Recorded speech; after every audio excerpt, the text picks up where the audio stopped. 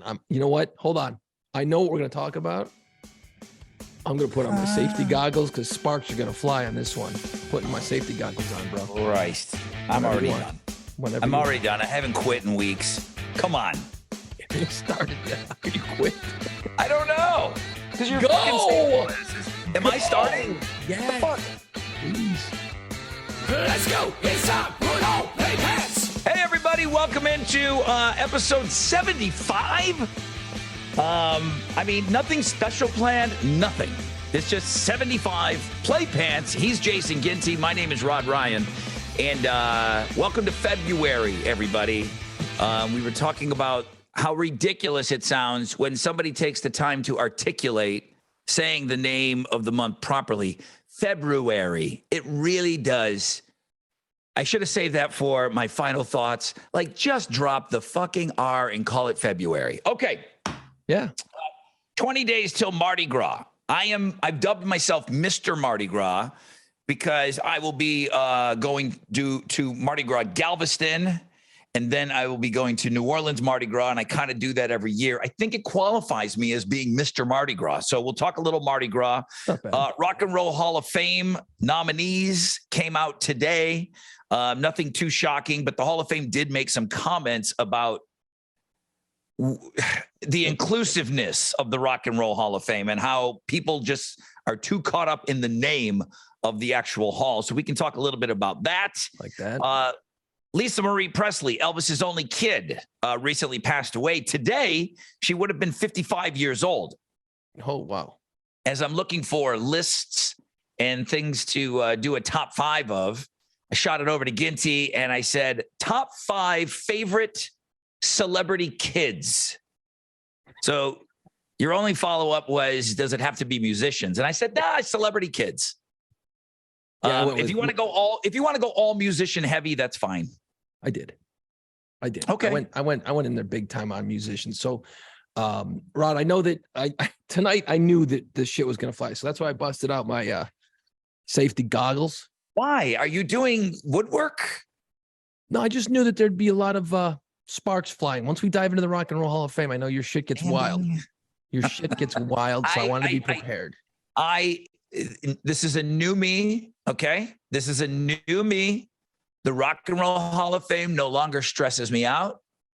I got nowhere getting upset about things about the Rock and Roll Hall of Fame, beating my head against the wall, wash, rinse, repeat.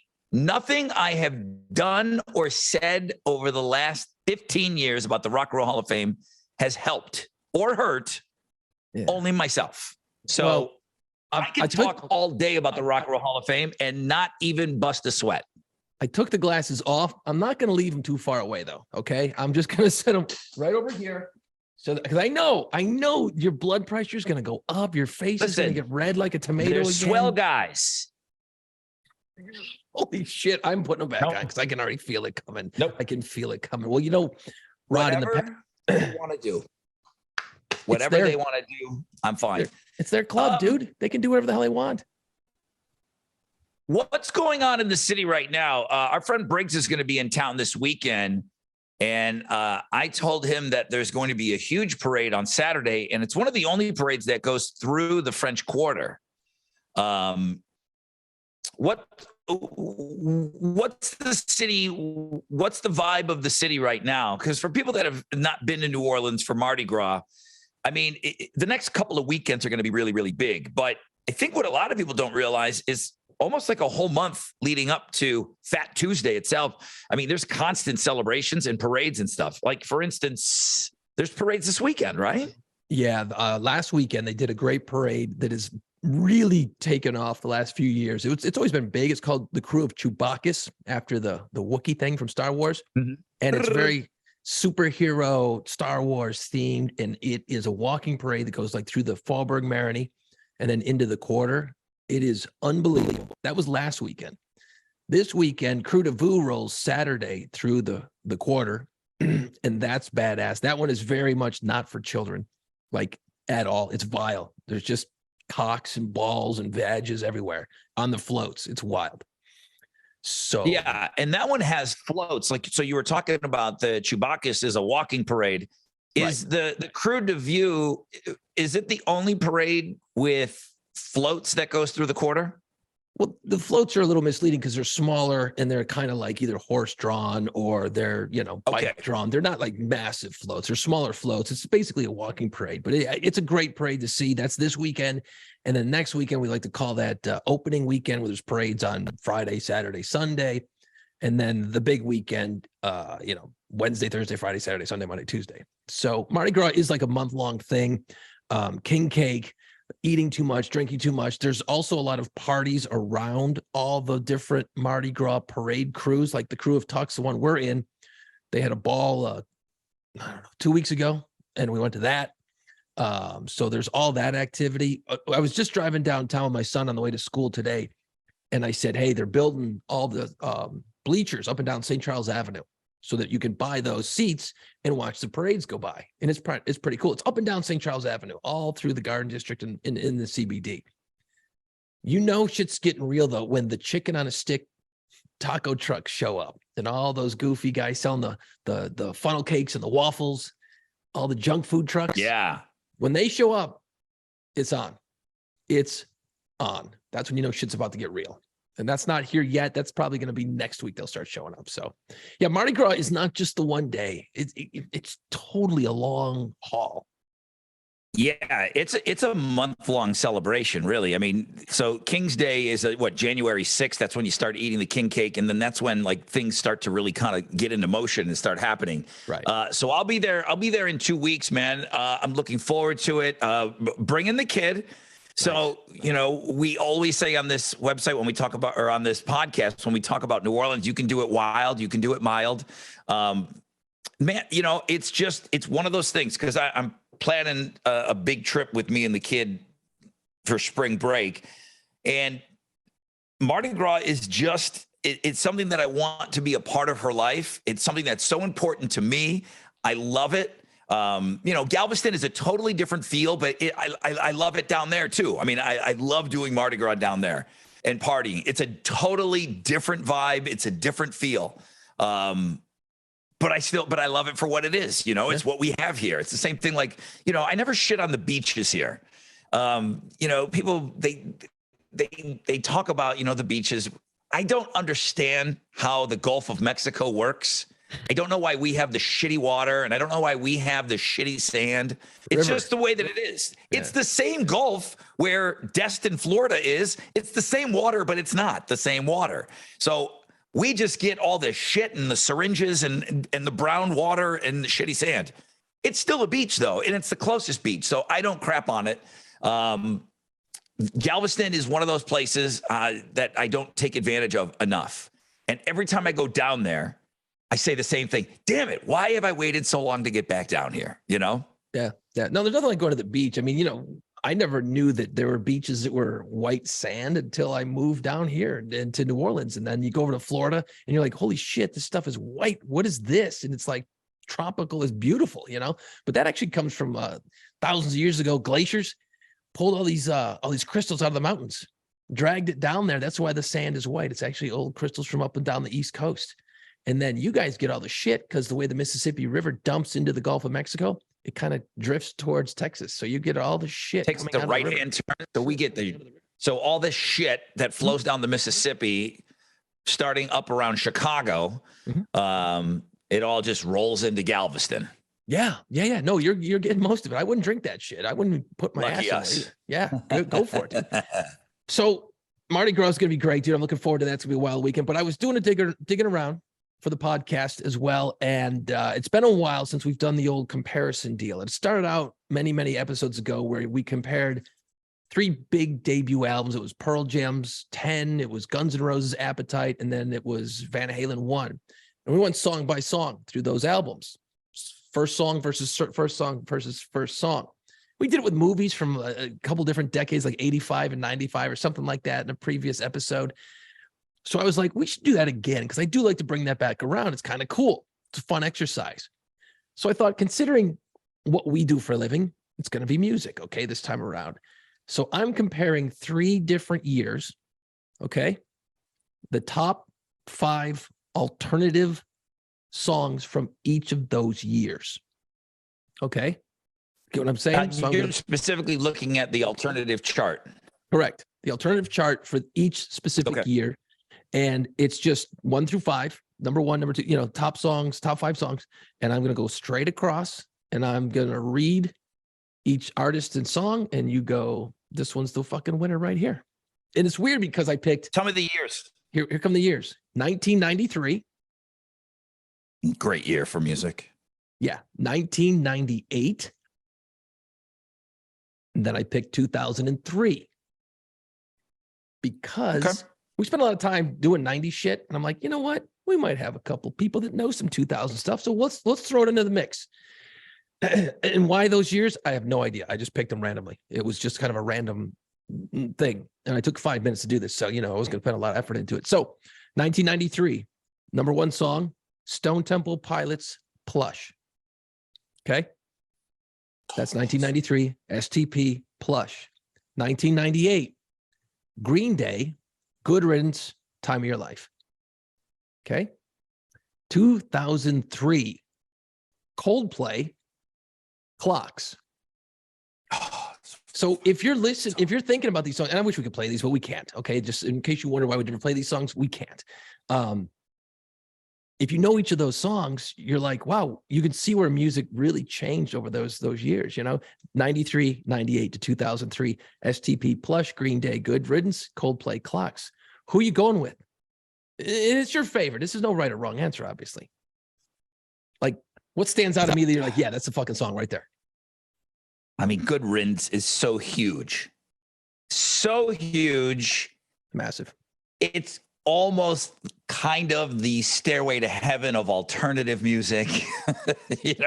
Graduations and funerals and weddings. Yeah. The end of Seinfeld.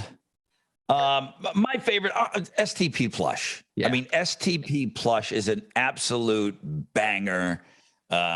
It's come up so many different times on this show, and I got to give the nod to that. All right. I like it. You know what? I could have went. I like all 3 of those songs a lot. I can listen to all 3 of them again and again. I'm kind of burnt on the Green Day. Clocks. I just can't give it to Coldplay. I'm gonna have to go STP on that one as well. All right, let's go down to this number 2 song here. 1993, Radiohead, Creep. Okay, 1993, Radiohead, Creep. 1998. Bare Naked Ladies, 1 Week. Oof, this is a good one. And wow, 2003, Outkast and Hey Ya, which doesn't feel like alternative rock, but in 2003, that thing was all over alt radio. So you got Radiohead, Creep versus Bare Naked Ladies, 1 Week versus Outkast, Hey Ya, Hey Ya. So those are your 3 choices. All very good choices. I got you here can really Houston see the in difference. 2000. What's that? I got here to Houston in 2004. Okay. And the station, The Buzz, and I started in January, so it's just off of 2003. The Buzz is banging the shit out of Hey Ya. Yeah, everybody was hammering that thing. It was, yeah, no, not everybody. Not all alternative stations were playing that.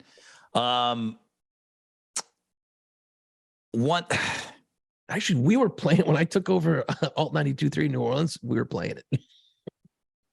Really? Just like back in May. What the hell? Exactly the problems I've run into. So Radiohead, Creep, Bare Naked Ladies, 1 Week, Outkast, Hey Ya. This is the tough one. This is a tough one for me. I don't think I'll ever find it in myself to pick Radiohead at anything. I just don't like the band. I can't get into it. I cannot understand why people love them so much. Outkast, can't go with that. I got to go Bare Naked Ladies 1 Week. I mean, the Fry factor totally got burnt, but you got to remember how that song hit back in the day. I mean, it really did hit. It was good. It was fun. Bare Naked Ladies, Canadian, they're fun. Dude, Chickadee China, the Chinese chicken. Game over, done. How are you going to beat that? How are you going to beat that? You're not going to beat that lyric. When you got that as one of your lines in the song, Not going to beat it. And the lyrics were funny and goofy and dumb. But if you listen to it, there's a lot of references in there. Although dated now. I think they name drop X-Files in there somewhere. So yeah, it's a little yeah. I mean, it's a song of the time for sure. It's one of those songs that immediately sounds like the year that it came out. It doesn't sound like, oh, that really kind of works right now. It doesn't work now. Not really. It absolutely doesn't. But of those three, I got to go Bare Naked Ladies 1 week. What I can't figure out Radiohead either. I got to be honest. Normally I'll say, well, I've given it a try. I've never sat down and put on a Radiohead album ever. I haven't put on, what is it, the Bends? That's like their big album, or OK Computer. I've never sat down and gone, OK Computer. Boom. Like I should. I need to. I just don't know. I can't get there. For the same reason that I kind of have a problem with Muse. Okay, Muse is so great live. They're so amazing. Matt Bellamy has kind of a whiny voice to me. Radiohead is very whiny. It's for the same reason. I don't. They sound nothing alike, but I just wasn't. That music didn't speak to me. I was too happy. You know, like I'm too happy-go-lucky. For the same reason I didn't really like Depressed Mode back in the day. It just, The Cure was mopey. It was mopey shit. And the kids that liked it were mopey people. And I didn't need Radiohead. I didn't need that. They didn't speak to me. Right. I was too go with the flow. I was good to go. I didn't need to be helped by Radiohead. They didn't speak to me. You were more Outcast, Hey Ya, than Radiohead Creep. That's a peppy tune. I mean, fucking Kip Winger spoke more to me than Tom York. You know? Of course he did. Jesus. Oh my God. All right, moving on. 1993, Nirvana's All Apologies versus 1998's Marcy Playground, Sex and Candy. What a great song. Versus 2003's Linkin Park, Numb. Wow, that's a tough one too. I already know my answer. That one's easy. That one's easy for me. Super easy. 93, All Apologies, Nirvana. 98, Marcy Playground. We already know the power of Nirvana. So All Apologies wasn't like a game changer. It was just another great Nirvana song. So, I mean, and it's awesome. Marcy Playground is a fun song. It's a one-hit wonder, and it deserves to be on this list. But Linkin Park Numb was a fucking face melter. Yep. It was a game changer. It was a shift in the way music was going. So it's the most important of those three songs by far. By a mile. Yep. That was easy. That was an easy one. All right, let's do one more. Two more. Lied. 1993. Blind Melon, No Rain.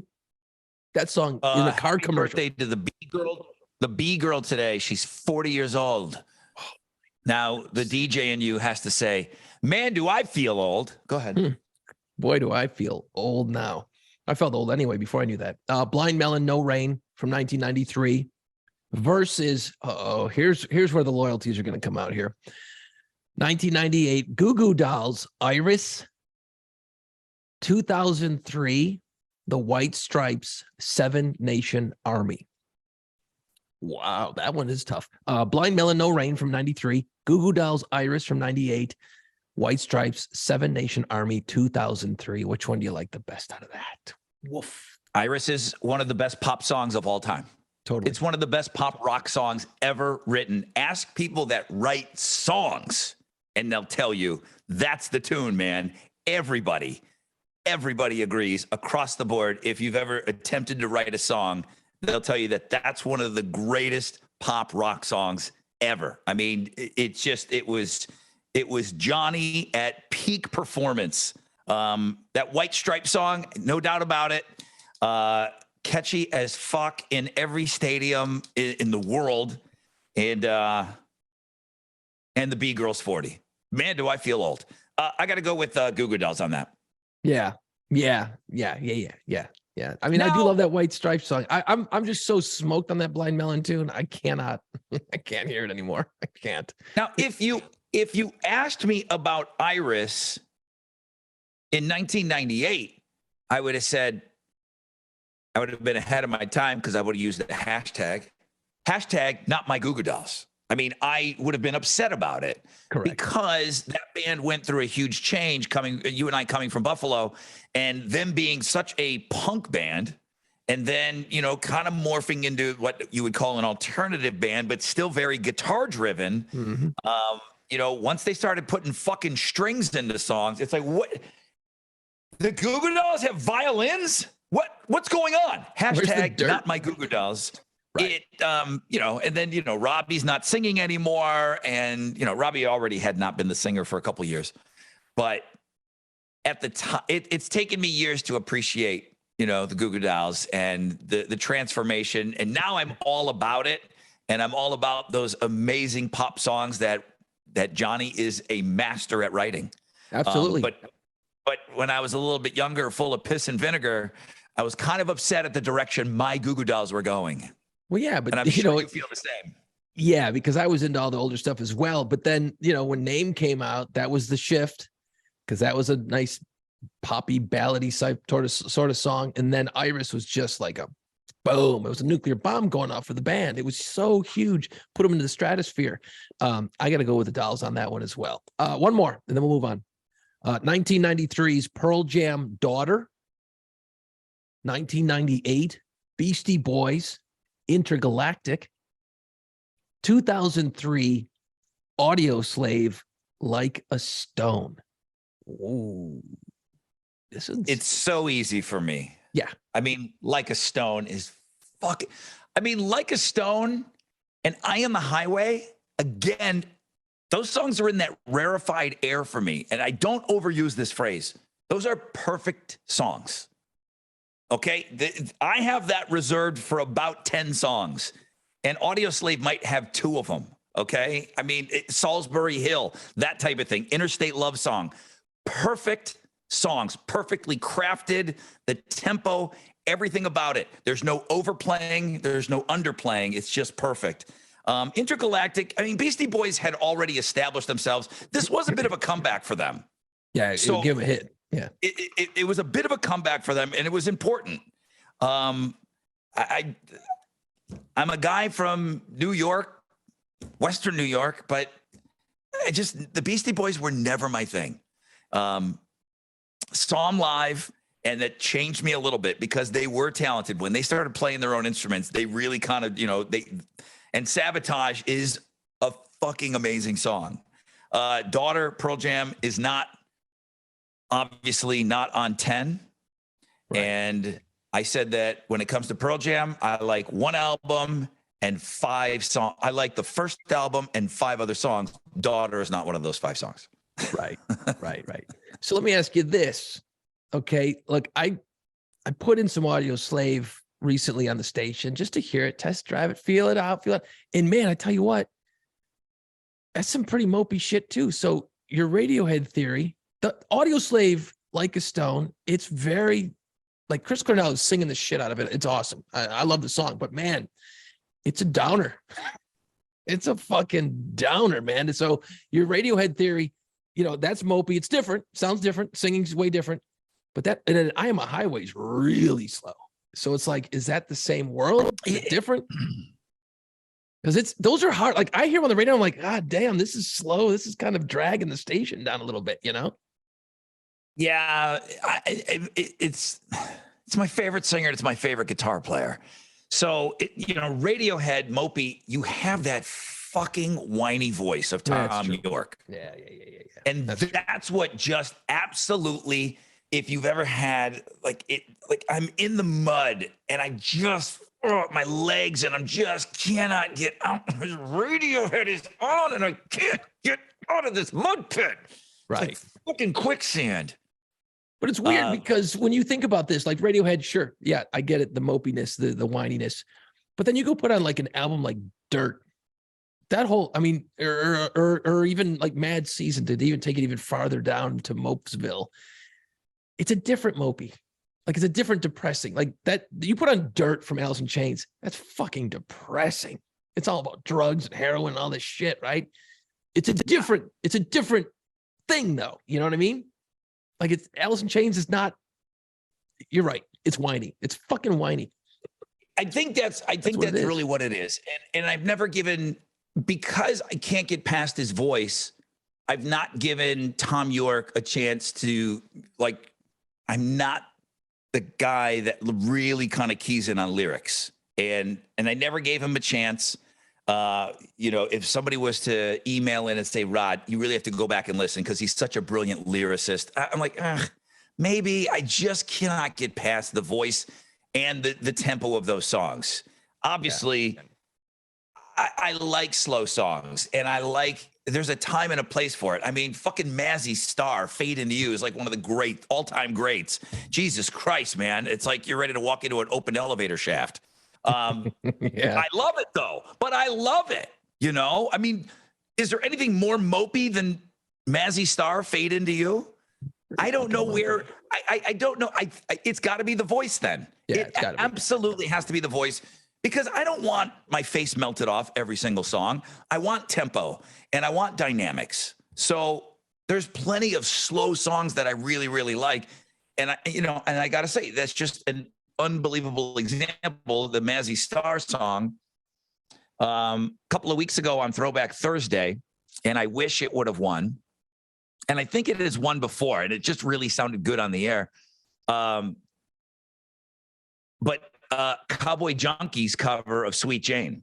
Great song. Fucking great song. Like, unbelievably, if you want, mopey, but it's not mopey, it's moody. Mazzy Star, Fade Into You is moody. And it's a difference between moody and mopey for me. So I tried to get people to vote for that song. And it's a Lou Reed cover, right? Yeah. So what they did to it, the Cowboy Junkies, Sweet Jane. I was staying in downtown Toronto and staying near the Eaton Center, which is like the Galleria Mall here, big, huge mall. And there's this old church surrounded by all this newness. There's new everywhere. And then there's this old church, as it should be, right? Go into this church and there's homeless people sleeping on the floors, and the doors are open, and I'm reading that it's like, hey, we are open to everybody. If you need to come in, obviously there's a lot of homeless people sleeping in there. So I'm looking around, and this church is incredible. And it's kind of like, how you and I will talk about, like, it had a very European feel to it just because it was so new. This backpacker comes walking in, and I happen to be standing near somebody that's working, and he comes in and he says, hey, is this the church where Sweet Jane was recorded by the Cowboy Junkies? Now my ears pick up. That's okay. Random. Like I'm totally overhearing this, and then I can't even contain myself. And I go, what did you just say? And I didn't even give the woman a chance to answer who's in the church. And she goes, I have never heard that before. I don't know. And then I go, what did you just say? And the guy goes, I heard this was the church that it was recorded. And I go, let's look that shit up right now. Right in church, you're talking like that. That's nice. Get out the phone. Yeah. I go, we're looking that shit up right now. Okay. Sorry, Jesus. I got to know. That song was recorded in that church, dude. Wow. If you hear that snare drum and you hear the guitars and the vocals, that's all natural. All the reverb and everything is just the sound bouncing around in that church. That's unbelievable. Awesome. Holy shit. That's cool. That's really cool, man. Yes. Wow. Yeah. Mopey. I like a good miserable song. If you're in the right mood, you want that depression song. You want that to kind of enhance the mood if you're miserable. But yeah, the Radiohead thing, I don't know. Someone's gonna chime in on our socials or on our YouTube channel, going, "No, you guys are dopes." Listen, you know what? If you're a Radiohead, give us 3 songs that could turn it around for us, and don't put "Creep" in there because I've heard that a million times. It's the only song I really listen to ever. Somebody give us 3 Radiohead songs that we should listen to that might turn 2 dummies into Radiohead fans, because that'd be cool. Give me the path. Send me on my Radiohead journey, please. Somebody, I want to know. They're gonna tell you to listen to Fake Plastic Trees. I know. I don't. Give me something else. I think that's what they're gonna tell you to listen to. Or High and Dry. That's another one from them. Those are the 3 I know. I don't know any Radiohead. Anyway, help me out on that. So Rod, I know that the list came out this morning, and I can only imagine what it must have been like if when you busted in and you saw nominees for the Rock and Roll Hall of Fame have been announced for 2023. Like, did you even like, was there that second where you're like, didn't want to push the button because you knew you're going to be mad? To open up the graphic. I'm trying to bury all of that. As I said at the beginning of the podcast, getting upset about the Rock and Roll Hall of Fame has done nothing good for me. Mm-mm. It hasn't made a change. Mm-mm. So I am taking a new approach. You do you, bro. That's me calling the Rock and Roll Hall of Fame, bro. You do you, okay? Before we get into the nominees, they did release a statement defending, and this was before, and I see why they did what they did, defending, the Rock and Roll Hall of Fame. I have said this, ad nauseum. I think where people are caught up is the name of the museum, the Rock and Roll Hall of Fame. It just should be called the Music Hall of Fame. Rock and roll means different things to different people. People don't want to accept that rock and roll in its infancy, borrowed from everything that was available. Okay? R&B, jazz, country was already around, everything. It borrowed from everything, okay? Bluegrass, you name it, okay? Yep. That's what rock and roll is, but your average hammerhead doesn't think like that. They think rock and roll started with Chuck Berry, and that's okay too. It's okay to think that way. But then if they do think that, okay, well, it's Chuck Berry, rock and roll, and then rock and roll moving forward, what the flip is Madonna doing in there, Why did they invite, Dolly Parton to be in there? Because of what I just said, what rock and roll is, how it is, it's gotten its influence from everything that came before it. I said on this show, I said on the radio, I've said it for years. Fucking Garth Brooks should be in the Rock and Roll Hall of Fame. It's a no-brainer to me. Yeah. And I hate that term, no-brainer. It's a no-brainer. Well, because he's got the pedigree, he's got the hits, he's got the influence. He was so huge in the 90s and stuff. He can still sell out stadiums today when he tours. He belong in there? Sure. The way it's currently done. Earthquakes when he plays. All that stuff. Yes. What the hell? Yeah. I agree. So I felt like they were kind of priming the pump. The day before they released the nominees, they talked about defending, her, I guess, Dolly Parton going in and just reminding people that rock and roll, don't get so caught up in that one umbrella. Because to be honest with you, I think the people that bitch about it are people that are our age, that are old, that just think that one way. And when you and I were younger, you had to pick a lane and you had to stay in that lane. And, it was Iron Maiden and you made fun of Journey and REO Speedwagon. For me, I was like a metal guy. And once you said you were a metal rock guy, then you couldn't like anything else, even though I thought some stuff was cool, Right. It's like, I picked my lane and I guess I have to just stay here now. Younger people are not in that box and, good on them for liking everything. Right. So maybe this is just a short little hiccup for just us old fucks that once, we stop complaining about it, maybe from moving on forward, they won't complain about it. And that's why they're keeping it the Rock and Roll Hall of Fame, because Henry wants it to be called the Rock and Roll Hall of Fame. And he thinks all this shit is rock and roll. Probably. He would probably disagree. About your son. Yeah. 14-year-old. Yeah. But he's different. He's into the rock stuff. I think I got no problem at this point. And I've even said that before when we've been doing this podcast. Like, look, put in whoever you want. You can argue that, yes, is Eminem exactly rock and roll? No. Does he have a rock and roll attitude in the way he performs? Of course. He has that spirit of rock and roll. He's loose. He's aggressive. He's all those things. That's the spirit of rock and roll, if you want to put it that way. I don't care anymore who the hell they put in. And I don't care about the order. Like we used to get caught up in, well, how they putting this band in before this band?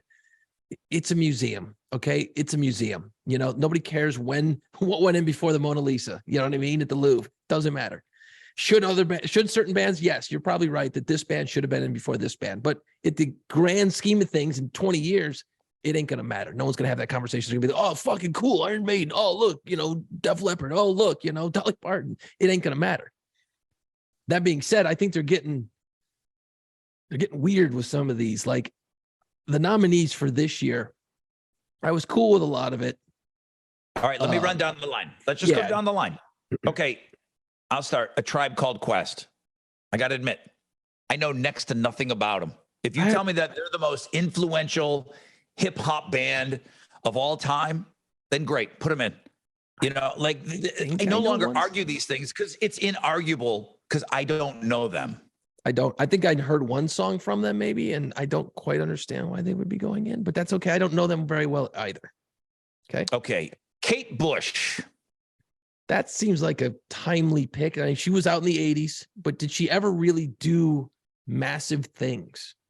No, she did not. She did. She did not. And again, I get it. Like she had this resurgence because of what was going on with Stranger Things.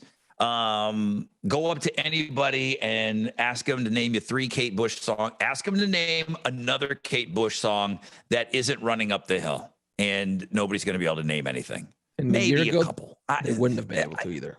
Nope. I don't get that one.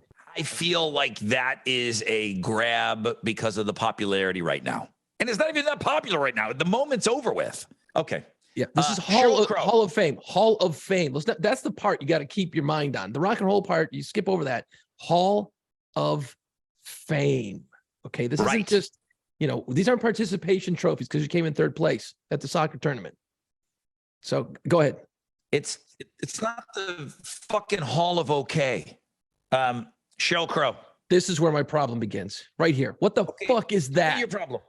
What is this? Sheryl, I'm putting my glasses on because I know it's going to get fucking wild. Sheryl Crow? Seriously? Dude, I could see that name being on this ballot in 20 years. Maybe when they run out of people. Sheryl Crow is not Hall of Fame. She had that big album, the Saturday Night Music Club, whatever the fuck it was, had one hit on it or something. Mm-hmm. Then she put out a couple other albums and was a pop star for a while and then disappeared. Hall of Fame, no, sorry. I can't do it. But what's interesting is I finally watched last year's induction ceremony with Duran Duran and Dolly Parton. I finally watched the other night. Sheryl Crow must be knowing somebody because she was there inducting.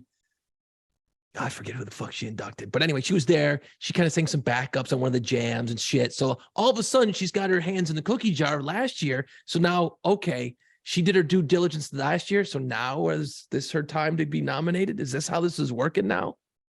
Is it the politics? I'll say this about Sheryl Crow. She is massively respected by other musicians. Sure. I mean, more so than what you're talking about, the one album, and she had 2-3 albums, and she was on top of her game for a long time. She's a songwriter. The documentary on Netflix or whatever it's on, I learned a lot about her, and where I think you're getting caught up, if Pat Benatar just went in, then Sheryl Crow doesn't need to go in right now. Yes. Is she worthy down the road? I got no problem. But she is massively respected by musicians. She really is. She really is. In a boys' club, boy, she held her own. She does do the writing. She does all that stuff. She'll get in eventually. I don't know if she gets in this go around. Missy Elliott. I guess. I got nothing to say there. I don't know. I don't know. It's rap, right? I know more about her than I do A Tribe Called Quest. She's had hits, highly influential in that genre. Yep. I guess she's done producing. She's known for her, I guess it would be groundbreaking videos that, I know that was a huge part of, MTV in the later stages of MTV. She was there. She's a writer and a producer. I know she does that stuff. So I think when you look at that, it's not just, she's not standing there and singing, somebody handing her a piece of paper. Correct. I think she's like a one-woman show that can kind of do it all. Yeah. I'm cool with that. I like that better than Sheryl Crow.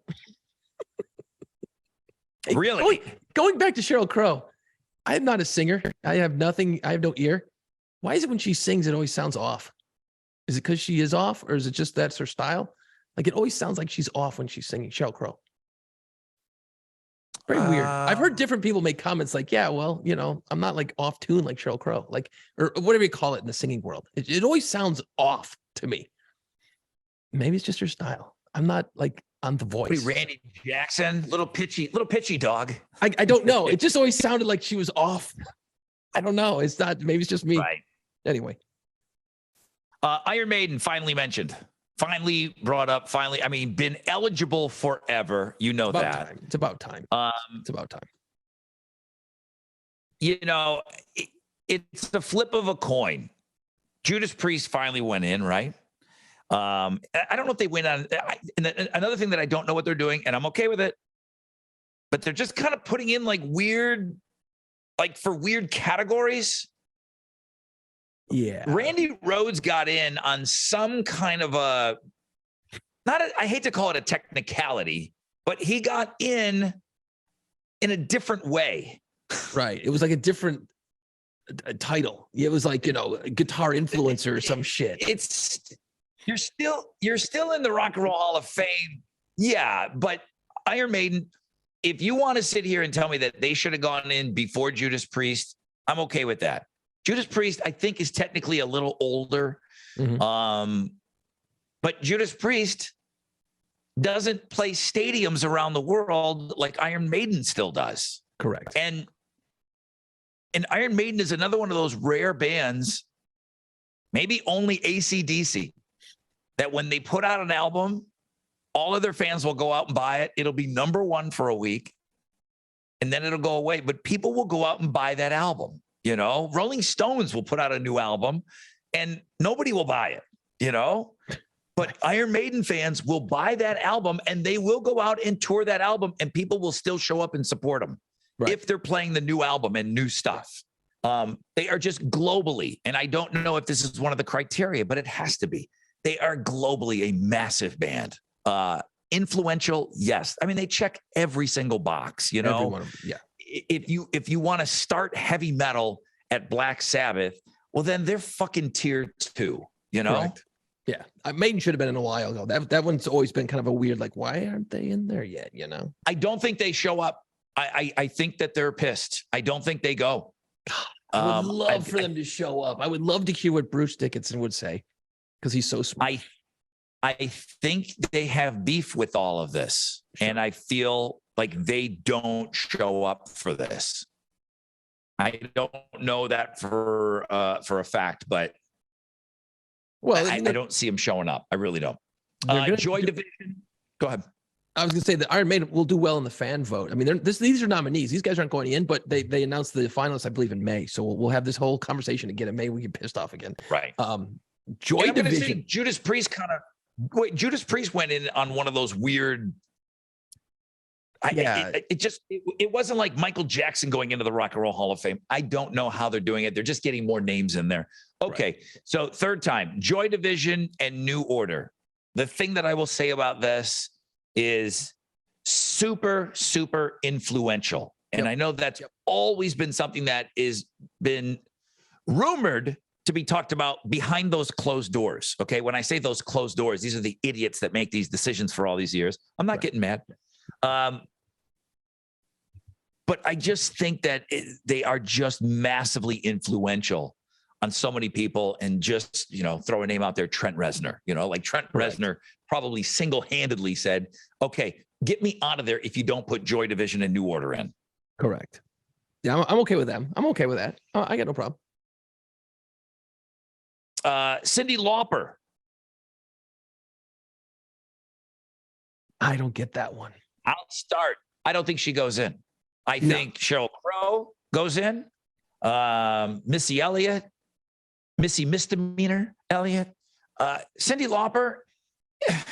It's like when a baseball player plays for fucking 25 years. Okay. If you had a great career and you played 25 years, you're going to have like these numbers because you played so damn long. But are you Hall of Fame material just because you fucking were healthy and you lasted? No, Cyndi Lauper is not Hall of Fame. no, It's not the no. It's not the Hall of really good. It's the fucking Hall of Fame. Yeah, no, I don't think she belongs on there. I don't. Nothing against her. She's a talented lady, all that stuff, cool as hell. But this is not where she belongs. I don't think. WWE Hall of Fame. I think she's in there.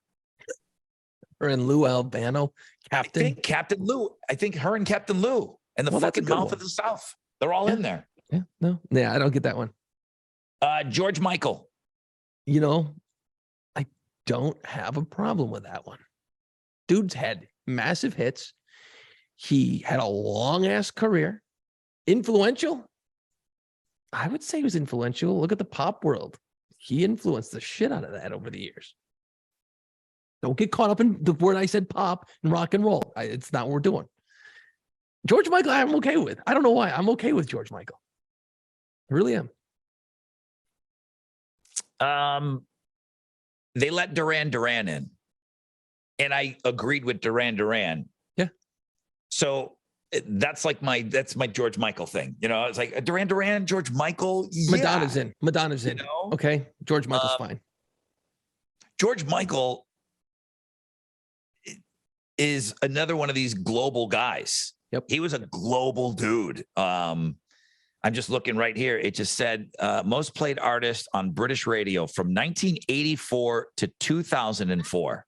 That's 20 fucking years that he was the most played guy on British radio. Again, it's an island, but still, he's one of the best-selling artists of all time. George Michael's Rock and Roll Hall of Fame guy. I think so. I think, it's funny. You were talking earlier about stay in your lane stuff. Remember when Wham came out and we're all looking at those guys going, what the fuck is this? And then years later, I grew to like George Michael. I recognized his talent. The way he could sing, his voice was unbelievable. So yeah, weird how that works over time. You kind of go, oh yeah, Wham, not for me, but man, I don't mind. I'm okay with George Michael going in there. Yeah. Now, will he make it this time around? I don't know. But he's deserving. Last Christmas, worst Christmas song ever. I love that song. I love that damn song. Oh my God. I like that one. You don't need to spend a lot of time on this. Willie Nelson. Fuck. How's he not in there? In. How is he not in the Rock and Roll Hall of Fame? Willie Nelson, this is going to open up the doors. It is going to get a little wild. It's going to get a little wild. Okay. Dolly and Willie, rarefied air. Okay. Mm-hmm. Then you got to start getting some of, the biggest dude here in Houston and in Texas, George Strait. Okay. Right. George Strait. Now, again, there's a whole gaggle of dudes before him, but I think once you open up those doors, man, it's like you can't put the toothpaste back in the tube, man. There's going to be one or two big named country artists every year now, and they're going to have to play a little catch up, Yeah, they're going to squeeze those guys in. Garth will be on the list pretty soon. You watch. It's going to happen. I mean, and there's going to be, those fucking guys from Hee Haw. They're all going to go in. Rage Against the Machine. Rage Against the Machine. From an influence standpoint, from everything, they should be in. Well, this is like their second or third time on the ballot, isn't it? They've been on before. Yep. And Tom Morello is hanging around the office now. He's the reason that Tom's on the board. He's the reason that Randy Rhoads got in. 100%. It was 150% Tom Morello getting Randy Rhoads into the Rock and Roll Hall of Fame. I think they gotta go in. They go in because they were out last year touring. They're going in. And that sounds shitty because that's like me saying, well, now that Tom's on the board, well, they got to let his band in. You guys all know how much I love Rage Against the Machine, and I think they were. My biggest ding on them is the body of work. But let's be honest, Guns N' Roses is in the Rock and Roll Hall of Fame for exactly one fucking album. Yeah. They're in the Rock and Roll Hall of Fame for one album. Yep. The Illusion albums were great, but it's not. Look at Nirvana. Nirvana's in there for 3 albums, right? Technically. Yeah. I mean, think about it. So, much like the Clash, where the guys that were raging against the machine, they were talking about things. They had, they were rebelling against things. They were talking about their causes in their songs. That was so influential on Tom Morello. And I think Rage brought that whole thing to a new generation. Yeah, they're in. Rage goes in. Who, if Rage goes in, because Tom Morello's actually inducted a couple of different acts over the years, I believe. Who the hell would induct him? Who'd do the speech to induct him? You know what I mean? Because that's always fun to see who brings in who. Paul McCartney did the Foo Fighters. Tom Morello did Kiss, didn't he? He did. It's one of the best, man, because he just was so genuine. He talked about going to see them when he was a little kid. He could barely see them. And it's one of the best. Even if you don't like Tom and if you don't like Kiss, watching Tom Morello and listening to him induct Kiss into the Rock and Roll Hall of Fame, it's one of the all-time greats. Yeah, great. It's a top 5 induction by far. Who brings in Rage? It could be anybody. It's not like a Rick Rubin thing. Although he doesn't do that kind of shit. Yeah, I don't know. I don't know. I don't have that answer now. He went to school with Adam, the guitar player from Tool. Would they have somebody from Tool? I don't know. That seems weird. I don't know. I don't know who it would be. Think about this. Think about how great. Think about how great the ceremony will be. Yeah. If Maiden goes in and Rage goes in on the same night. Holy shit! Oh my God, they're gonna blow faces off the place. If Maiden played. This is what they will do, though. They'll say they want a well-balanced show. Yeah, So one of them will go, well, okay, I got Soundgarden coming up next. You got 3 fucking bangers. Yep. Okay. You got 3 bangers. There's no way that they're putting all 3 of those rock/metal bands in. They're not. They're all 3 not going in the same year. Sorry. So I think Soundgarden takes the hit here. And I think Iron Maiden and Rage go in. Soundgarden might take the hit. Is this Soundgarden's first time on the ballot? I don't remember. They've been on before. I don't remember, but I think that movement, the Seattle movement was so huge. I think all 4 of those bands, I think the Flannel 4 all belong in the Rock and Roll Hall of Fame. They'll get there. Alice in Chains will eventually get there. Yeah. When you think about it, some of these bands, Soundgarden has been around longer than all of them. Or they were around before Nirvana and Alice in Chains. So they might take the hit, though. I just don't see them putting 3 rock bands in. No, because they're gonna have to do like a Tribe Called Quest, or Missy Elliott's going in for sure. Willie's going in. They want to get Willie propped up there because he's 90. So there's 2 right there, and I don't know how many they usually do. Was it like 7 or something? Soundgarden. If and when Soundgarden goes in, that's gonna be a tough one to watch. That's gonna be real hard to watch. With Chris Cornell not being there, that's gonna be tough. Yeah, with somebody singing those songs. Oof, that's gonna be rough stuff. So yeah, it'll be interesting to see if Soundgarden. 3 more real quick. The Spinners. Sure. Great. Awesome. Do it. Yeah, Motown, all 60s, that stuff. Why they're not in there yet, I don't know. That's an oversight probably there. Oops. White Stripes. It's a little early. Feels a little early. And what they have? 2 albums? I just don't think they're Rock and Roll Hall of Fame. I know that musicians love Jack White, and maybe Jack White gets in eventually because of all he's done. But yeah, I think that's fair. Does Meg White need to be in the Rock and Roll Hall of Fame? I don't think so. Yeah, I think Jack White goes in down the road with his body of work for sure. He absolutely will deserve it then. Warren Zevon's the last one. he's loved by so many people, and so many people are trying to get him in over the years. So I would say he's deserving. He's deserving. He'll probably make it as well. Yeah, it's a tough list. So, Tribe Called Quest. Don't know. Missy Elliott's a lock. I think so.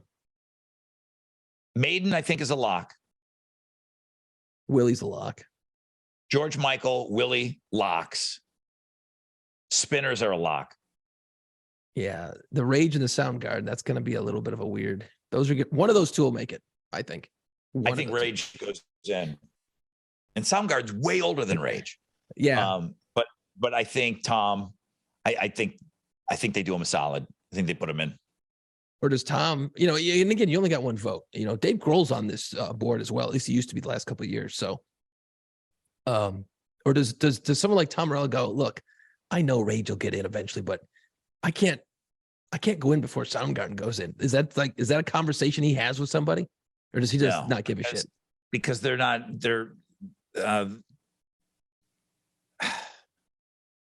conversation. Right. They're not comparable. It's like Rage is not keeping Soundgarden from going in, except for them being on the same ballot here. But I mean, time, musically and stuff, they're not. One's not standing in the way of the other. Right. I mean, but I mean, just like Tom talking, like we're talking. Willie Nelson needs to go in before about any other country artist go in. You got to put it in first. There are certain pecking orders. Yeah, he would say that out loud. Sure. Yeah, like, hey guys, I feel weird about going in before Soundgarden, or does he not give a shit? I don't know. Who knows? Again, it gives dopes like you and I something to talk about. It's a museum.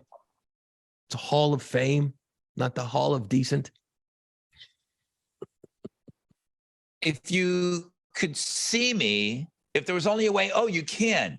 If you're watching this on YouTube, you're seeing me how zen I am. You have to give me this. You have to give me this. This was by far and away, the most calm I have ever been talking about the Rock and Roll Hall of Fame. I'm over it. I really am. I don't mind talking about it. I still enjoy talking about it. At some point, I just made a decision to never get upset about it ever again. Dude, if you're on the YouTube channel, you know where I'm going right now. I put on the greatest t-shirt for tonight. Because I thought maybe I would have to have some way to calm you down and bring you back down to earth. But tonight I busted out the Krog. The Krog is back on the YouTube channel. Look at this motherfucker. Dude, that is the greatest shirt ever. Nickelback. You got to see it on YouTube. Now, again, I don't want to just be fucking dopey guy here, but will Nickelback ever make it? They've got the hits. They've toured. All these criteria. Now they have no influence, and they have no critical acclaim at all. People love the shit on that poor man. That's not true, but they will be looked in years. They will be looked upon how people look at Def Leppard now. True. They'll have their second win. That's the comparable to me. Okay, people are they're going to forget that it wasn't cool. And then they're going to go and see them. And then it's going to become okay, you know what? It's summertime, man. You know what? That was the soundtrack to my youth. I'm giving into it because Def Leppard got super uncool for a long time. A long time. They were uncool. And then they kind of came around and it's like, okay, now they are kind of this elder statesman. And they are going out on tour, and they do have a shit ton of music. And yeah, those hits, they stick with you. Fucking A. I thought Pour Some Sugar on Me was stupid, but now it's like, okay, I'll sit through it. Can we never forget this move on the shirt? If you're watching on YouTube, this is good stuff. Remember this? Dude, I'm Chad Kroeger. Look at that's all. I'm ramen noodle Chad Kroeger. Dude, I mean, this shirt is a gift that keeps on giving. I have yet to wear it out in a public space because I'm a little nervous. It is nice. You've not been out with that shirt? Seriously, look at this thing. Look. Fucking friend off, dude. I got short-haired Chad Kroeger on my armpit. Friend off. I thought you had worn that out. No, I will wait until you come to town and then I will wear it out. Hey, let's go to get dinner somewhere. You bet, buddy. Your best friend, Jason Ginty, is going to wear his favorite shirt in the whole wide world. Coming up, we're going to do our top fives. Lisa Marie Presley, maybe one of the most famous, celebrity kids of all time. She would have been 55 today. Of course, she just passed away. A lot of weird stuff coming out about her, and she was as messy as I thought she was. Financially. Unfortunately, I mean, her dad was a drug addict. Okay. That stuff gets passed through. And, and I think that she had an addiction problem. Oh, yeah. You're hearing these stories, man, as she was getting ready for award season, and she rapidly lost 50 pounds so that she could hit all these red carpets and stuff. And she just, I'll tell you what, I mean, I don't want to crap on her because she's no longer here, but I'm going to keep my comments to myself. I just never, it's like, okay, it's Elvis's kid. All right, great. So she passes away. I send a list over to Jason, or I sent a list idea, and I said, your top 5 celebrity kids. And you said, does it have to be musicians? And I said, no, just like we did television vehicles. Yeah. I didn't want to have to lock you into cars. So celebrity kids, doesn't have to be musicians. Are you ready for the top 5 after a short break from our one and only sponsor? Yeah, I got mine ready to go, man. I like it too. It's a good list. Okay. Well, listen, we've already talked a little bit about it, man. New Orleans, Mardi Gras season. This is the time to go to New Orleans. It is awesome. It is nothing but party, party, party. The next couple of weekends are going to be ridiculous. If you are planning to go into New Orleans, man, book the Pirate Tour. Okay. It's a French Quarter walking tour. It's like no other. You discover real pirate history of New Orleans. Book your tour, piratesofthequarter.com. Okay. If you've maybe been on the tour already and those dopes didn't have T-shirts ready for you, they got T-shirts now, okay? Moving forward, those of you who are going to be taking the tour for the first time, you're going to love to take home a T-shirt and talk about your experience. But this is going back to everybody that took the tour that maybe they didn't have their merch rolling back then. You can go to the shop page, piratesofthequarter.com. They got great merchandise, kick-ass shirts for sale, and everything. piratesofthequarter.com. Next couple of weeks is going to be wild, wild, wild in New Orleans. And, Mardi Gras, once Mardi Gras hits, boy, it never stops, So at Pirates of the Quarter on all the socials, still looking for them on TikTok. Okay. List. This is a cool list, Rod. And I wanted to, before we dive into it, it's like, in this situation, when you have parents that are famous movie stars, rock stars, whatever, you're as a kid, you're being dragged along to this, and you're seeing mom or you're seeing dad up on stage rocking a million faces. And how do you're probably gonna want to do what mom or dad does, and because mom and dad are so good at it, chances are they're going to teach you along the way. You know what I mean? So you see where this would happen, right? Like, it's funny because like I being on the radio, right? My kid has no interest in that kind of thing. He loves music. He doesn't want to follow in dad's footsteps. Not that you really could anymore with radio, but like there's none of that going on in my house. I'm assuming you've taken London to the radio station, showed her around. She thinks it's cool. I would assume. Yeah. At 5, she knows daddy's on the radio. She doesn't think that I'm cool, or she just probably thinks everybody's dad's on the radio. Yeah. It's a weird thing because it's like, well, your dad's not on the radio too. I can't listen to my own dad in the car. Why not? What? I thought that's what all dads did. I thought all dads were on the radio. Yeah. So, you wonder if parents steer their kids away from their career. You know what I mean? Like, did Paul McCartney go, yeah, don't do this. It's a pain in the ass. You know the pitfalls of that lifestyle. Did Lenny Kravitz say, don't become musicians? You know what I mean? To his kids. Is that the type of thing that happens? Well, but this same thing with sports stars. I mean, Wayne Gretzky's got a son, right? Or no, he's just got the daughter. Is that all he's got is the one kid? I don't know. Because I know Michael Jordan has sons, and I think they were good basketball players.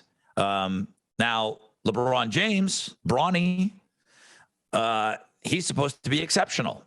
So, he's got a son.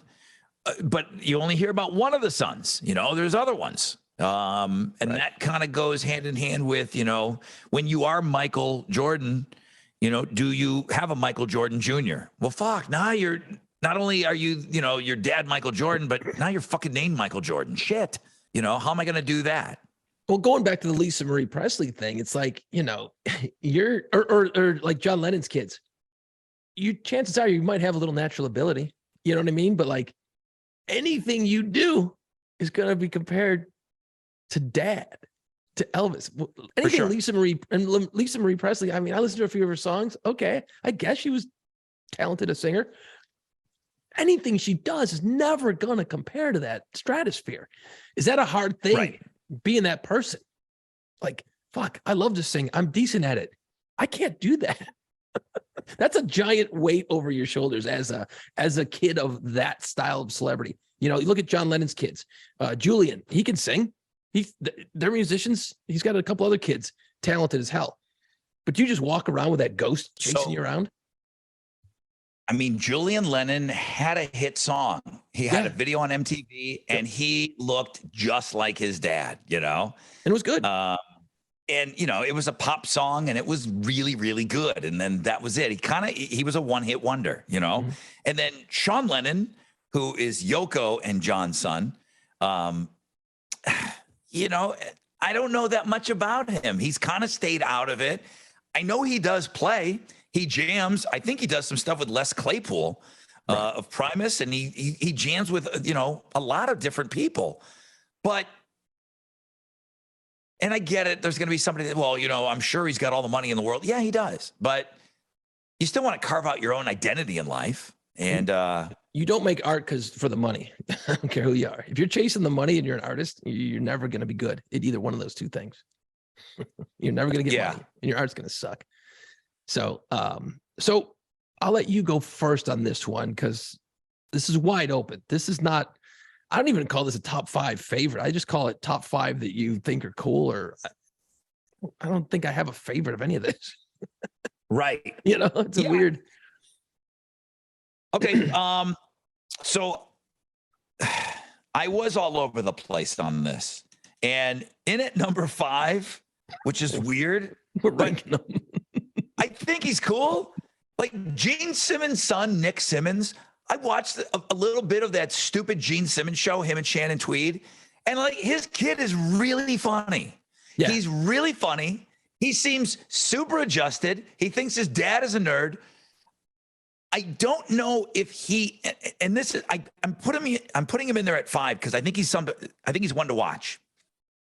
I think Paul's son and Gene's son are going to take over Kiss. It might be a disaster. It might be a disaster, but we do know that Kiss is going to continue on. And I think those kids are going to do it. His kid is a musician. I don't know if he's any good, but he's fucking funny. The times that I saw him on that show, and I want to see more of him. He's just somebody that, even if he's not, he doesn't go into doesn't go into his dad's business. Nick Simmons, I think, is a guy that could do something. And it's a really, like you said, this list is weird. I don't really know him. But I remember like going to check out his band, and he can play, you know, I mean, he can play. And is he as good a bass player as Robert Trujillo's kid, who's like fucking 16? No, Robert Trujillo's kid's a fucking wicked bass player and already played with Korn, you know? But oddly enough, I think he's got star quality. Nick Simmons in at number 5. I just haven't seen what he's been doing lately. You know, like you don't see him pop up on the radar very much. And I think that Gene and Paul are telling them to stay out of trouble. Stay out of trouble. Don't do anything stupid. It's like politics. Just stay over here. We're going to call on you. We're going to need you. Don't fuck it up. This is all going to be yours someday. Don't fuck it up. God, you know what? I hope not. Clean. Stay out of trouble. Stay out of trouble. And this is all going to be yours. So that's why I put Nick in there. Interesting. Okay. In at number 4, I'm all over the place. Okay. Kate Hudson. Oh yeah. Dude, I love Kate Hudson. Yeah. I love everything about Kate Hudson. I love the fact that she was married to the Black Crowes, and I found out that she was not Yoko Ono. I found out that she was the one that was keeping that Robinson in line and got him to practice. I loved reading that about Kate Hudson. Bill Hudson is her dad, and they were musicians. The Hudson brothers had a song on the radio. They had a variety show. They were fucking funny. There were three brothers. They were so funny. They had a show called like Bananas, Bonkers, Bizarre, something like that. It was like a summer replacement show. Gotcha. Obviously, everybody knows her mom is Goldie Hawn. Kate Hudson can sing her ass off. Really? Yes, she can sing her ass off. Because she's such a great actress, I think that's why she's not a pop star. She can wail, dude. Huh. Weird how she hasn't even tried. And Fabletics, she looks fucking phenomenal in those fucking yoga pants she sells. I'm sure she does. Could have been number 3 on my list, but she's in it 4. Penny Lane. I mean, has there been a cooler roadie chick? Penny Lane. Holy shit, from Almost Famous. So Most great. recently, she was in something called The Glass Onion. Did you see that? I did. She just played like a celebrity. She's good. She's just fine.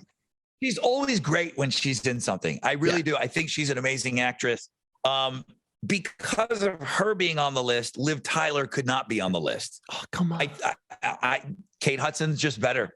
Kate Hudson is better than Liv Tyler. Totally. I think she's way better. Kate Hudson, kids with Chris Robinson, kids with Matt Bellamy of Muse. She was engaged to Matt Bellamy. Correct. So a lot of music there. All right, in at number 4, Kate Hudson, our top 5 celebrity kids. The weirdest fucking list ever. Number 3, fucking Colin Hanks. Tom Hanks' kid. Oh, yeah. He's cool, man. I like that dude. He's awesome. Yeah. He's so unbelievably natural, like his dad. I don't know if he's ever going to be, on the same playing field as his dad. That's, again, it's Michael Jordan. Tom Hanks is like Michael Jordan. Yeah, he's I really Gretzky. Colin Hanks is so funny. He's so natural in everything that he does. He may be gravitating more behind the camera. Did you know he was responsible for that Tower Records documentary? It seems like I saw his name on it. I didn't pay attention, but I think I did remember seeing his name going, is that the same dude? That's his. That's his. Tom Hanks' son, Colin Hanks. The first time I saw him was in a movie with Jack Black called Orange County. Yep. And that was the first time I had ever seen him. It's a really funny movie. And that's when you realize, okay, this guy can really act. He's done a lot. And again, I wanted to put Chet Hanks on here, but I just couldn't. Hot Boy Summer. I don't know if you've ever seen The Rapper. No. Have you ever seen The Other Hanks, bro? I have. And it's bad. They can't all be winners, man. It's bad. Sometimes this bad sperm gets through, Rod. Sometimes the bad one gets through. All right. Colin Hanks in at number 3. This is weird. In at number 2, Wolfgang Van Halen. Yeah, of course. How do you don't have to say more. Of course, I had to put him in my top 5, but not my number 1. But Wolfgang Van Halen, speaking with him, talking to him, listening to his interviews, he's really super adjusted. Yeah. It's a huge compliment. Okay. It's a massive compliment because guess what? His dad was a little weird. Okay. A little weird, addiction issues, the whole 9 yards. I mean, his Wolf Van Halen could have come out a complete shit show. Yes. This age. He could have come out really bad. Which is why I give so much dap to my number 1, Frances Bean Cobain. Even though she hasn't come out as, the next anything, with what she was up against and coming from 2 heroin addicts. Disasters. The fact that Frances Bean Cobain, she has released some music. She can sing. She's beautiful. She, I think, can kind of do anything she wants. She was doing some writing for maybe Rolling Stone. She seems intelligent. Whereas, again, I wasn't going to say these things. Lisa Marie Presley, if you ever heard her talk, dude, she wasn't a smart person. She just was not smart. She didn't have to be. She just had all this Elvis money. Didn't matter. She really seemed like a dummy. I'm sorry. She really did. Right. Frances Bean Cobain seems super intelligent. Hasn't gotten into trouble, hasn't done the wrong thing, hasn't necessarily done all this great stuff either. But go and listen to her sing. She puts some stuff out there, some original stuff, some covers. She can sing her ass off. I just don't know if she wants to do it. She's dipped her toe in the fashion world. Yeah. She could be a model. She is exactly, I mean, Courtney Love had a moment where she was super attractive. Hell yeah. Frances Bean Cobain is exactly 50% Kurt and 50% Courtney. And apparently didn't get the fucked up parts, but she's beautiful. So I kind of think that she can do whatever she wants. Yeah, or nothing. And it's okay. Nothing, yeah. To keep yourself clean and to not just to fool me and thinking that you're well adjusted, then boom, you're number one on my list. Yeah. Yeah. No, that's a good one. I like that. That's very cool. Yeah. No, the fact that she is not, the opportunity for her to be really fucked up is there in a million different ways. I mean, your dad, one of the most famous dudes at the time when he died, he killed himself. Your mom's nuts, junkies, both of them. They're both, I mean, junkies, right? Money's involved. There's a lot of bullshit that goes on in that world. I mean, holy shit. The fact that seems from our perspective, well-adjusted, and very bizarre. And that's why, Lisa Marie Presley, her dad was a drug addict. Okay. Yeah. And a lot of times that gets passed along to the kids. And I think it got passed along to Lisa Marie. So she had some issues. She definitely had a. Yeah. I mean, it's just, she never seemed like she had it together. Sorry. No. Not sorry. No, it's all right. I don't really want to. There's a million other kids we can talk about from celebrities, but you said you went all music on this. I did, and I want to stay in a certain lane because it got to be far out there. Like I started going off into weird world. I'm like, all right, that's enough. Like Jamie Lee Curtis, her dad was like some famous Curtis dude. Dad Curtis was famous. Mom was famous. The Flintstones, Stoney Curtis. Come on, everybody knows that. So yeah. So I mean, I'm like, okay, I'm not gonna go down that road. You know what I mean? Like there's just too much. So I wanted to keep it in the music lane. So you have to, and I was looking at it from a very bizarre world.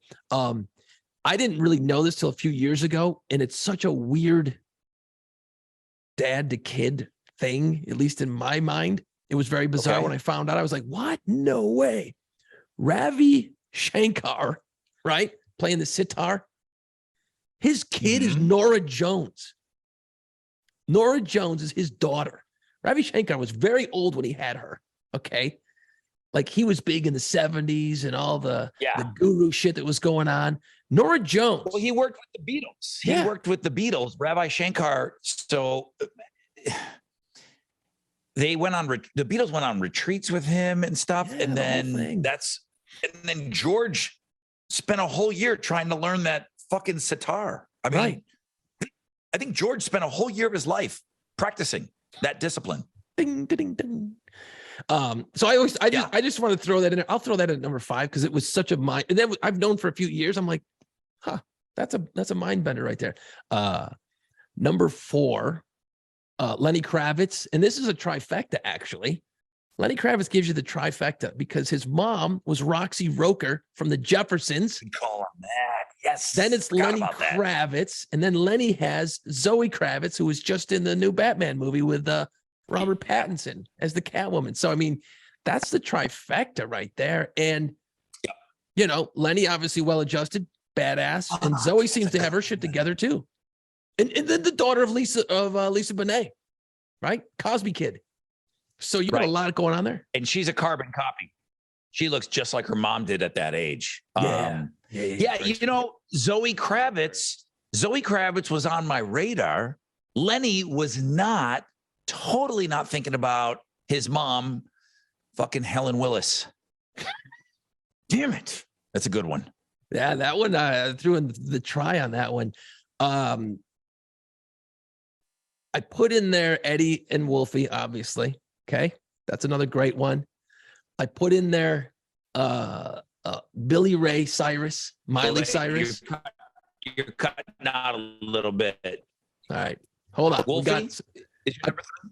I put in Eddie Van Halen, Wolfie. Okay. Okay. Obvious reasons. Are you just throwing out names now, or are you giving me a numerical order? This would be my my number three. Number three is who? Number three, let's see. Eddie and Wolfie, number three. Eddie and Wolfie, number three. Okay. I threw out the Rabbi Shankar, Nora Jones, just as a fun little fact. Okay. I'm not counting that one against me. I can do 6. It's my list. Number two, Paul McCartney and his daughter, Stella McCartney. She doesn't do fucking music, fashion. Stella McCartney is like an icon in the fashion world for the last 20 years. She carved out her own thing, did her own shit. Stella McCartney is a badass, a rock star in her own right. She's the Paul McCartney in the fashion world. She's great. I know the name, but I Chicks. I don't- chick stuff. She's into chick okay. fashion. Yeah. I don't know her, but she's huge in that world. Okay. All And then my guy that I love and who I didn't know who he was, and it took me a couple of years to figure it out. I'm like, who the fuck is this guy? Did you watch the TV show Ballers with The Rock? It was all about the NFL and he was an agent. You ever watch that on HBO? It's good. I like that show. It's funny.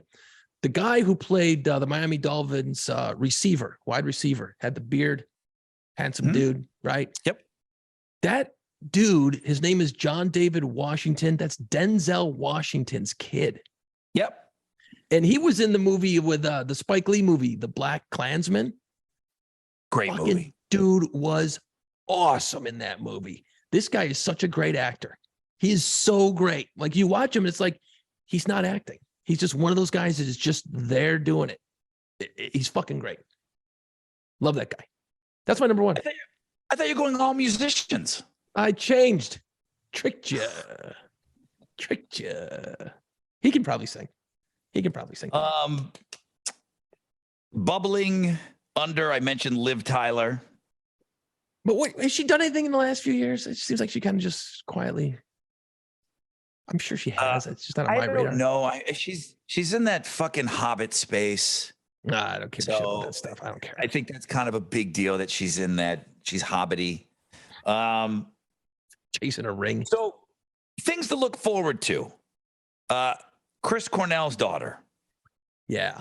Again, I don't think that it's something that to look forward to. And I do think Dave Grohl's daughter is one to keep an eye on. Okay. She clearly wants to carve out that space and get into to become a musician. Correct. And I think Grohl's kids and I think Cornell's daughter, I think they've got talent and I think they're going to be ones to watch. I didn't want to take a spot in my top 5, but I think they are, they're going to be, they could be something to watch. Locally for you, I thought maybe you would have given a dap to Harry Connick Jr. His dad was a musician. That's His true. dad was locally famous. Harry Connick Sr. was like the district attorney for like 100 years in New Orleans, and he was a lounge singer. Yeah. He was a lounge singer, and Harry was there as a little kid, and he was like a child prodigy up on stage at Jazz Fest, like as a 5-6-year-old. Yep. But Harry Connick Jr., he's had a hell of a career, man. Oh, I mean, and he's massive. a guy that unbelievable musician, actor, had a talk show for a while. He's a triple threat. Yeah. Jacob Dylan, the Wallflowers. Jacob looked at Dylan that. had a career for a while there. Couple of hits. And he's responsible for that documentary about Laurel Canyon. Oh, really? He made that. That's a really good documentary. Yeah. And I believe he narrates it. And that's his. So it's weird that those guys got into the documentary business. We talked about the Lennon kids. I mean, we could have. I mean, who's bigger than Jennifer Aniston? Again, her dad just passed away, Right. and I guess he was on a soap opera for fucking 100 years. Correct. And then Angelina Jolie is John Voight's kid. Yeah, awesome. It's just hard to get excited about that sort of thing. You know who another one to watch is Taylor Hawkins' kid that played the drums, during the benefit shows. The kid's a hell of a drummer. at least on those songs, he looks like he's got his shit together. It looks like he practices. Is he going to have a future as a drummer in a band? I think he might. Yeah. Jason Bonham, I'll say that. I'll say Jason Bonham. Yeah, great drummer. And Jason Bonham is a great drummer. And, his dad was one of the all-time great drummers. Jason, just for the longest time, couldn't get his footing. He was in a hair metal band, Kingdom Come. And they had a hit. And then, he was the drummer in the movie Rockstar with Mark Wahlberg. So, I mean, he's had stuff going on. And now he's famously, been Sammy Hagar's drummer for about the last probably 15 years, 20 years, maybe. Yeah. It's been but, he seems like he's a nice guy, he just, I hope Taylor Hawkins' son becomes huge. I really do. Now, or Zach Starkey is Ringo's kid, and he's really well known in as far as a musician. I get it. He's just a drummer, but man, he's been the drummer of The Who for the last 15 years. That guy played with Oasis. He played with a lot of bands, man. He's a really good drummer too, man. Like a really good drummer. But see, if you think of it this way, okay, Zach Starkey, if he wasn't the kid of a famous, obviously super famous dude, you'd be like, that's fucking great. That dude's killing it. But because we all have this comparison thing we do in our heads, it's not fair. It's not fair to that person. It's just not. You're never going to live up to that superstar father or mother. You know what I mean? Usually. I mean, I'll be honest with you. Zach is a better drummer than Ringo. Just Ringo was Ringo, though, Correct. But Ringo is going to be always going to be the winner in that race. Did you know? Correct, of course. Max Weinberg, the drummer from the E Street Band. Max Weinberg also, I think, was Conan's band leader for like the beginning, the first maybe a bunch of years of the Conan O'Brien show. Jay Weinberg, Max Weinberg's kid, is now the drummer of Slipknot, and he had to take over for Joey Jordison. That's and right. I'll say this, man, Jay Weinberg is a fucking wicked drummer. He's an unbelievable drummer. And his dad's still in the E Street Band, Great drummer as well. I mean, that Slipknot stuff is just ridiculous to try to play on the drums. I mean, you need to have an absolute alien back there, which, Joey Jordison was. And then they were able to get Jay Weinberg back there, and he can do it. I mean, he is not of this earth. That's how good a drummer he is. But I get it. It's a drummer. Like, everybody's like, who the hell are you talking about now? Jeff Buckley. Tim Buckley was his dad, and his dad had some success. Unfortunately, Jeff Buckley, that one album, though, Grace, is just unbelievable. Right. It's just unbelievable how great that album is. And then Jeff Buckley died so young in his life. Right. There was a lot of weird, bizarre combos that I looked up. Like Leonard Cohen's kid is really talented and sings and all this stuff. And it just went on and on. The list started to get a little bit weird. I'm like, okay, I got you. I know. I'm not going down that road. Angelina Jolie I looked at a few times. I'm like, you know what? Angelina Jolie's had a great career so far, so good. And her dad has had an amazing career. So they're kind of like, obviously different playing fields and everything, but man, talk about doing all right. That's kind of an equal playing field as far as that goes, as far as what they've been able to accomplish. Annoying celebrity kids. All those Osborne kids. Jesus Christ. Just go away. Or maybe just Kelly. Maybe Jack's okay. But Jack's Amy, mellowed. nobody knows anything about her because she didn't want to be a part of the show. No, but she did put out a song recently, like a year or two ago, didn't she? A song or two she put out. Yeah. It was quiet, and she's hot and everything else. Yeah, she's like the one you want to talk to, I think. Not the other. Jack, I've seen, he did a show with his dad where they're going around they were traveling. And Jack is like totally a well-spoken, mellower dude. Not like, all right, Dad. Seem okay. I think he's mellowed over the years. But when he was on that show, what was he like fucking 15 or whatever? I mean, he's gonna be a spaz. Kelly's a little obnoxious. The other one that I wrote down is Bono's kid, Elijah Hewson. And apparently he wants to get into the family business, and apparently he can sing, and he looks like his dad. And that's a tough one too. I mean, you know, that's going back to the Wayne Gretzky, Michael Jordan comparisons. It's like fucking Bono. Shit. You know, so he's using his real last name, and we'll see what happens with him. He's got a band called Inhaler. He's got a song that's not quite charting the alternative chart yet, but look for the band Inhaler. That's him. He's they're trying to make some noise in the alt world. Yeah, that's going to be tough. The fact that he's using his real name is kind of cool. And like the record label, when they're calling you to try to get to play the song, they're like, they tell you all about the band. They tell you all about the band, how great the song is, all this shit. And they're really selling the band. And then when you kind of sound disinterested, they go, well, you know, that's Bono's kid, right? So they're kind of like leaving that at the end. Like, it seems like he doesn't want to use that if he doesn't have to. Yeah. The whole Bono name drop thing. Like they do it and they wait till the end of the conversation, but it seems like he wants to go make his own hay, which I think is great. I think that's the way to do it, you know?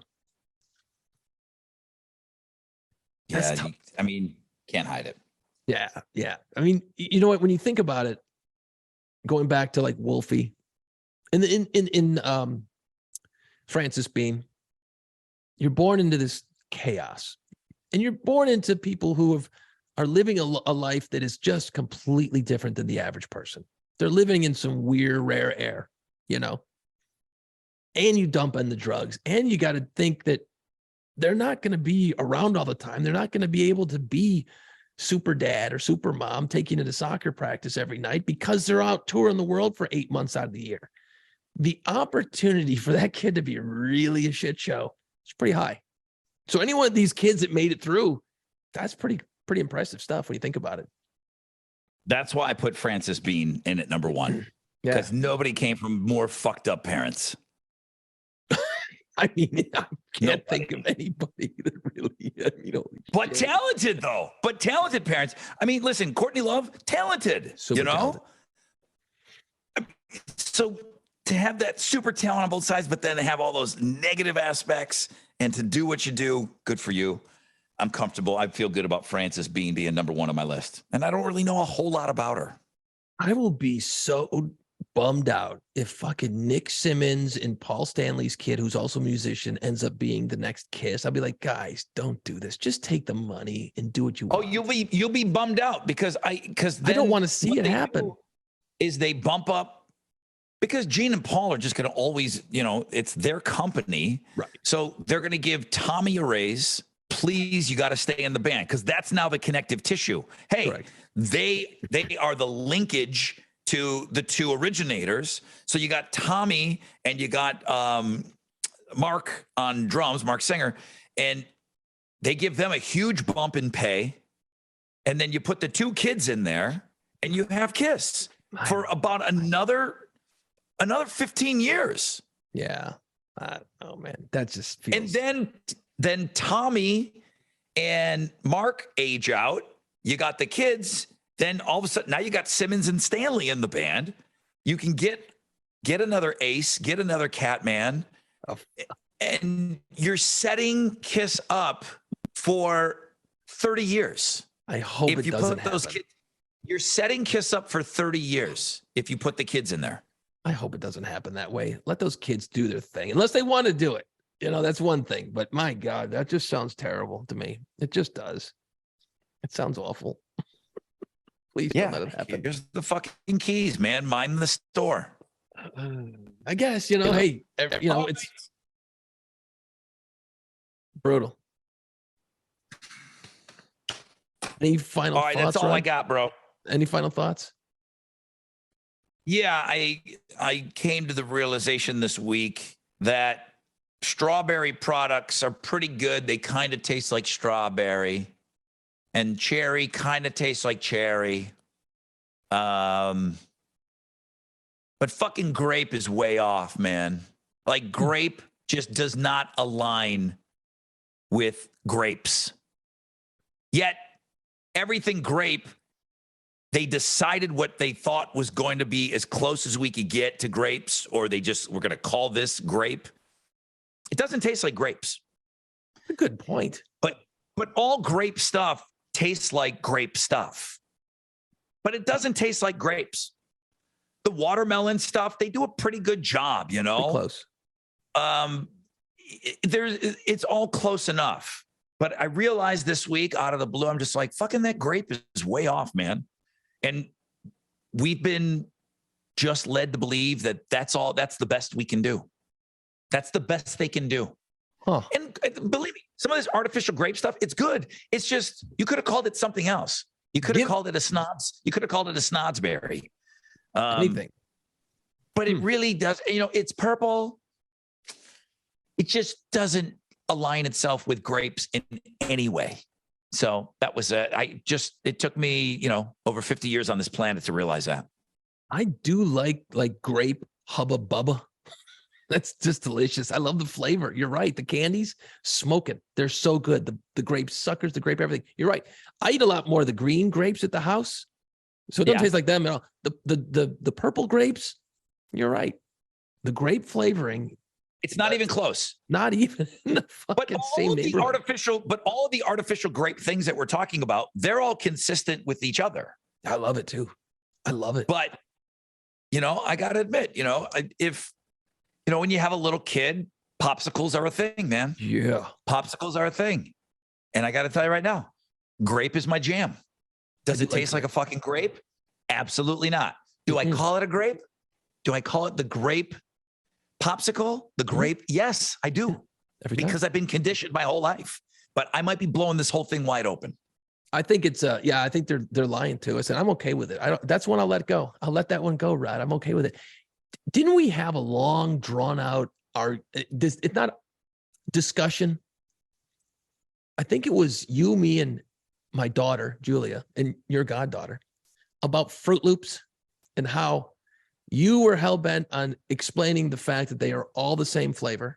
They all taste the same, all the different colors. And she was all about, no, they all taste different. The lemons taste like lemon. We went in this circle of hell for hours. It may have started that way, but it morphed into those veggie chips and those like little veggie straws. Yes, and love them. There's like green and kind of like a weird orangey color one, and then there's like the potatoey color one. And Julia was telling me that she could tell the difference, and I said, "No, you can't. It's the color. You cannot tell the difference." So that, I think we did a blind taste test, and I think they're called like veggie straws or whatever. Yeah, they're delicious. I love those things. Yeah, and it's like tricolored pasta. You know, it's like it kind of don't taste the same. She was right. She can tell the difference. Really? And yeah, she could tell the difference. No shit. She could tell the difference between the fucking green ones and the plain ones and the red ones. Wow, she should be like a wine taster professionally, apparently, because that's impressive. Because I could never tell the difference. No, it's like, I mean, I don't know if you've ever seen Ratatouille, but I mean, Ratatouille had that fucking tongue that he could tell everything. He could dissect, and he could break down all the different flavors and everything. My goddaughter has a Ratatouille tongue. I don't know if that's a compliment to her. It is. It absolutely is. She could absolutely break down, and she could reconstruct all the different things. So yeah. Unbelievable, man. That's really funny. Yeah, I remember you guys having this argument. I'm like, what the? I walked away. I was bored. I'm like, that's enough. I don't care about your dumb chip. Yeah, no, she made her godfather look like a dummy. I just assumed they were all the same damn flavor, dude. I just thought they were. Who spends that time? Grape. Now you've ruined grapes for me. Thanks a lot. I have no final thoughts. How am I going to top that? How am I going to top grapes? Holy shit, dude. Unbelievable. Well, follow us on our social media pages. Fooling us for years. Sons of bitches. Huh. Someone's got to get to the bottom of this. We need our research department to get in on that. Follow us on our social media pages at PlayPantsPod. We are on the YouTube channel. If you want to see the world's greatest t-shirt, I'm wearing it right now. And it's badass. Yeah, it is. Badass. And when you come to town for Mardi Gras weekend, Rod, I'll be wearing it. I'll be wearing it. Mm-hmm. I'll be wearing it right next to you. My BFF. Great. And drop your comments on your fucking weird top 5 list this week of your famous kids. And I think it's going to come out that we are like grotesquely like missing, like a Michael Jackson. Like, you dummies didn't mention this, because I kind of had that moment when you said Lenny Kravitz. Of course I know Roxy Roker and Helen Willis and the Jeffersons. Of course I know that, and I just didn't think that at all. And I love Lenny Kravitz.